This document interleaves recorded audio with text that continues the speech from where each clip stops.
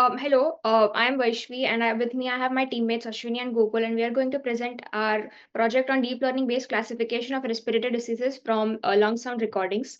The main motivation is that there are a lot of respiratory diseases such as asthma, COPD, etc., and they are the leading causes of mortality rates worldwide. Early and accurate diagnosis is very important for such diseases, but the traditional methods depend on a doctor's experience, and it makes that very subjective. So advances in deep learning and audio processing helps us to automate the lung sound classification, which can serve as an objective and reliable diagnostic tool. According to our motivation, the problem statement is that we have proposed a 2D CNN model which aims to classify lung sound recordings into disease categories, and it serves as a assisted AI diagnostic tool. The data source that we've used is from Kaggle, and it has a respiratory sound database. It has 920 annotation of audio recordings from 126 patients, and they are according to 5.5 hours of lung sounds. There are recordings of patients diagnosed with conditions such as asthma, COPD, etc., and they were collected using stethoscopes and from various chest locations. The recordings are categorized into normal sounds, crackles, wheezes, or both. The input that we give is the raw lung sound recording in the .wav format. We extract log mail spectrograms and feed it to the model, and the output is a category of disease based on that lung sound, and we evaluate the performance using confusion matrix and accuracy score. This is the exploratory data analysis EDA that we did. This graph show the classes versus the number of patients. COPD had the most number of recordings and the number of audios as well. This is a wavelength graph of normal sounds. You can see it goes from minus 0.4 to plus 0.4. The highs are not very high, and the this is the crackles graph. It ranges from 1 to -1. It shows that there are very sharp intermittent spikes in crackles, and they are a sudden burst of high frequency components, while in disease we can see that there are a lot of continuous spikes which range from more than 1 and less than -1. So this indicates the diseases like asthma and COPD.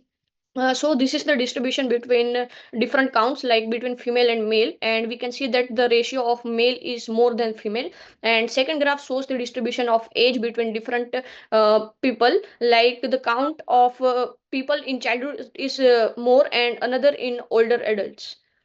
This is the graph which shows that there are more number of crackles sound than wheezes sound, and this helps us are the key indicators of respiratory diseases. And for accurate diagnostic, we require this for differentiating between different diseases.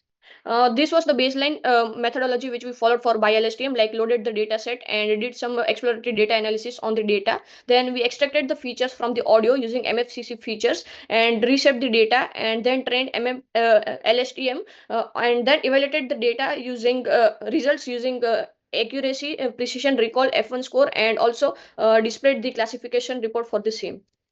The methodology which we followed was like extracting the MFCC features from the audio, which are important features which are used for audio sounds, and then we reshaped into different input formats for CNN, BiLSTM, and MLP. Then we used batch normalization, and also we added dropout layers to prevent overfitting. And then the final layer was the softmax layer, which displayed different probabilities for different respiratory disease categories. The optimizer which we used was Adam, and the learning rate which we used throughout the training was 0.001. We trained on 100 epochs, and the batch size used was 16. This is the architecture which we followed for multi-layer perceptron, and this is the architecture which we followed for 2D convolutional neural network. For model analysis, we followed two trends like loss versus accuracy trends, and plotted two graphs, which was for validation versus accuracy loss, and validation versus training loss, and for validation versus accuracy validation versus training accuracy. And then we also plotted the confusion matrix, which displayed accuracy, precision, recall, F1 score, and also the support for the same, and also displays the classification report. Yeah, here we see the loss and accuracy plots of a baseline model, and as shown in the previous slide, this trend confirms that our model went through stable training with no overfitting, and the model learns effectively from the temporal patterns in the lung sound thanks to the BiLSTM layers. Moving on, we display the confusion matrix of a baseline model, and we we see that the baseline model performed well across most of the classes. However, as mentioned, it struggles slightly with diseases that share similarities in the data, such as asthma and bronchitis classes. Still, we achieved a high precision and F1 score. And moving on to the performance of our MLP model, unfortunately, the MLP underperformed significantly compared to the other models. I think the main issue is there is because it processes the data in a flattened form, which discards most of the spatial and temporal features in the audio. And moving on, we decided to go forward with a 2D convolution neural network model, and this is where we see a real breakthrough. Our 2D CNN model achieved near perfect scores. The CNN was especially effective at extracting facial features from the male spectrogram, which represents time versus frequency information. And to summarize our comparative results, 2D CNN is our top performer, capturing intricate spatial patterns in lung sounds. BiLSTM model comes before after it performs well across most of the classes. It's ideal for time series like ours. And MLP falls short on this because it lacks the complexity needed to capture the necessary patterns and falls short.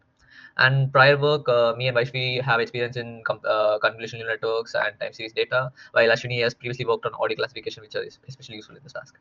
And these are our references. The first references is the dataset that we are using, which is available on Kaggle, and rest of them are used for the literature study. Thank you.